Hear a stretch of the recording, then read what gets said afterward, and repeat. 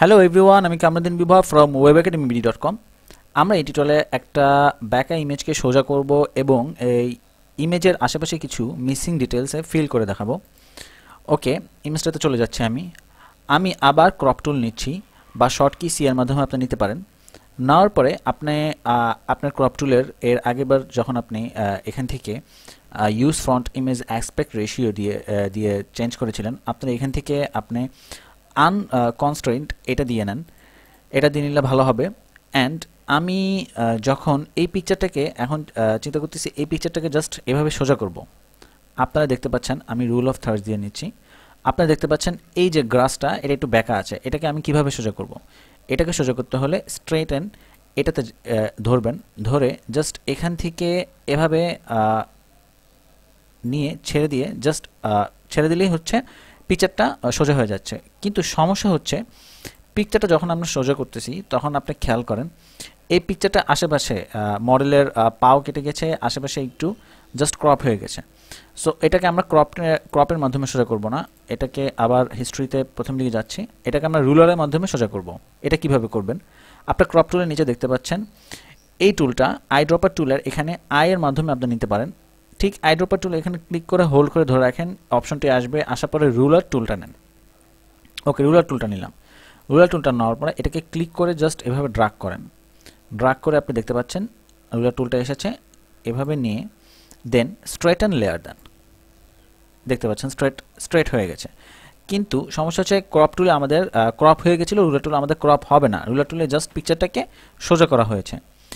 এখন আপনারা এই পিকচারের আশেপাশে এই মিসিং ডিটেলসটাকে কিভাবে ফিল আপ করবেন? এটাকে ফিল আপ করার জন্য আমি লাসো টুলস নিচ্ছি। উপর থেকে লেফট পাশের টুলগুলোর মধ্যে উপর থেকে 3 নাম্বারটা বা এল এর মাধ্যমে আপনারা লাসো টুল নিতে পারেন।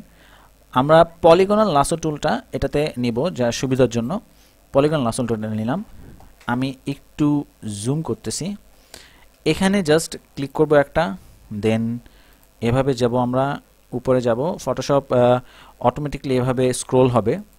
দেন উপরে গিয়ে এখান থেকে আপনি সরাসরি আবার এখানে এসে দেখতে পাচ্ছেন যে একটা সাইন এসেছে, যখন আমরা একটার সাথে একটা লেগে যাচ্ছে। বা আপনি এখান থেকেও এভাবে ডাবল ক্লিক করে ছেড়ে দিতে পারেন। সো ছেড়ে দেওয়ার পরে এখন আপনি কি করবেন? আপনি শিফট প্লাস F5 দিয়েও অপশনটি আনতে পারেন, বা ইমেজে গিয়ে আপনি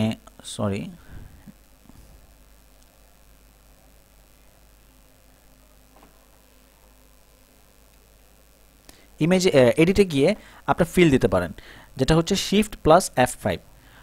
শর্ট কি খুব বেশি শিখবেন ফটোশপে। আমি শর্ট কি ইউজ করতে করতে আমি এখন প্রায় অনেকটাই কনফিউজ হয়ে গেছি যে কোন মেনুতে কোনটা থাকে। সো এখান থেকে আপনি ফিল দিলাম। ফিল দেওয়ার পরে কন্টেন্ট আওয়ার, এই কন্টেন্ট আওয়ার অপশনটাই থাকবে, অন্য কোনো অপশন দিবেন না। দেন ওকে দিয়ে দেন। অপাসিটি 100%, অপাসিটি কম হবে না। ওকে, ওকে দেওয়ার পরে আপনারা দেখতে পাচ্ছেন যে আমার ফটোশপে এখান থেকে স্কাই যেভাবে ছিল ঠিক এভাবে ফটোটা ফিল আপ হয়ে গেছে। ওকে, আমি কন্ট্রোল দিয়ে ডিসিলেক্ট করে দিচ্ছি। আবার এখান থেকে সেম আগের মতো করে আমি ফিল করতেছি। ওকে, আমি ছেড়ে দিলাম। আবার শিফট প্লাস F5 বা এডিটিকে আনতে পারেন। এখন কন্টেন্ট আনার মাধ্যমে আবার আগের মতো এখান থেকে ফিল করলাম। আমি কন্ট্রোল দিয়ে ডিসিলেক্ট করতেছি। আবার নিচের দিকে যাচ্ছি আমি। এখানে দেখেন, এখান থেকে একটু পর্যন্ত নিলাম। দেন আমি আবার ডাবল ক্লিক করে ছেড়ে দিলাম। আবার শিফট F5 দিয়ে ফিল করতেছি। দেখেন ঠিক যেভাবে ছিল, কন্ট্রোল দিয়ে আমি ডিসিলেক্ট করলাম, ঠিক যেভাবে ছিল এভাবে ফটোগুলো খুব সুন্দর করে ফিল হচ্ছে। আরেকটা ওয়ে হচ্ছে এখানে আমি যদি এখন ফিল করতে যাই, দেখেন আপনারা এখান থেকে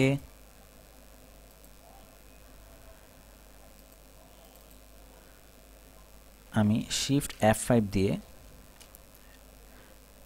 দিলাম।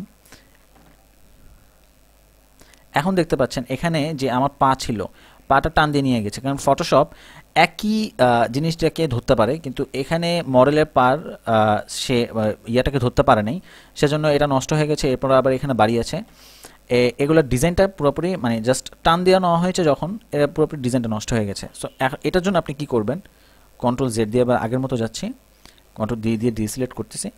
এটার জন্য আরেকটা ওয়ে হচ্ছে যে আমি ফটোটাকে ফ্রি ট্রান্সফর্মের মাধ্যমে সিলেক্ট করব, কন্ট্রোল প্লাস টি, দেন আমি এখানে রাইট বাটন ক্লিক করব, দেন আমি ডিস্ট্রয়েড দিব।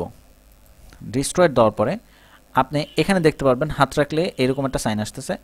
এটাকে জাস্ট এভাবে হালকা করে পিকচারটাকে 1.3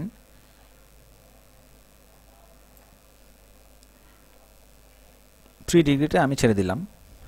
ওকে,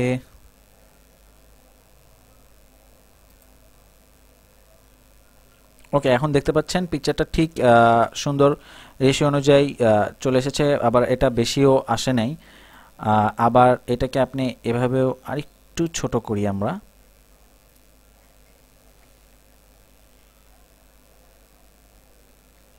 বা আমরা এটা ক্রপ টুলের মাধ্যমেও করতে পারি, কিন্তু সবচেয়ে বেশি ভালো হয় যদি আমরা এভাবে কাজটা করি। সো আজকে এটুক পর্যন্তই। এই টিউটোরিয়ালে আপনার একটা ইমেজকে মানে খুব সহজেই স্ট্রেট করতে পারবেন রুলারের মাধ্যমে, এবং ট্রান্সফর্ম ডিস্ট্রয়ের মাধ্যমে আপনি এভাবে টেনে একটা ইমেজের মিসিং জায়গাগুলোকে ফিল করতে পারেন, বা পলিগন লাসো টুলের মাধ্যমে শিফট প্লাস F5 এই শর্টকির মাধ্যমে আপনি একটা ফটোকে খুব সহজেই এভাবে ফিক্স করতে পারেন। সো নেক্সট টিউটোরিয়ালে আবার দেখা হবে। Thank you for watching.